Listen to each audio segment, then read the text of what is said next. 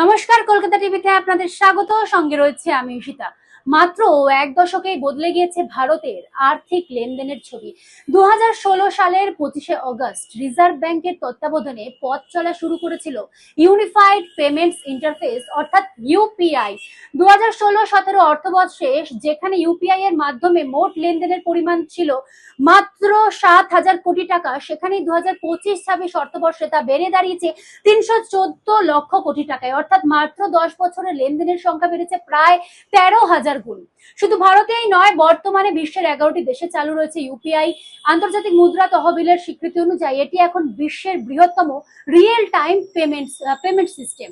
প্রতিদিন গড়ে 66 কোটিরও বেশি লেনদেন হচ্ছে এই প্ল্যাটফর্মে। আর ইউপিআই এর সঙ্গে বর্তমানে যুক্ত রয়েছে 741টি ব্যাংক।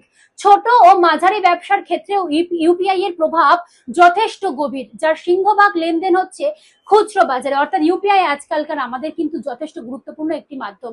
আর আগামী দিনে আরো বেশি সংখ্যক নাগরিককে এই ডিজিটাল ইকোসিস্টেমের আওতায় আনতে নতুন নীতি গ্রহণের পরিকল্পনা করছে কেন্দ্র। অর্থাৎ 10 বছর পূর্ণ করেও ভারতের ডিজিটাল অর্থনীতিতে ইউপিআই এর জয়যাত্রা কিন্তু অব্যাহত। এখন এ পর্যন্তই। দেখতে থাকুন কলকাতা টিভির রাত দিন 7 দিন।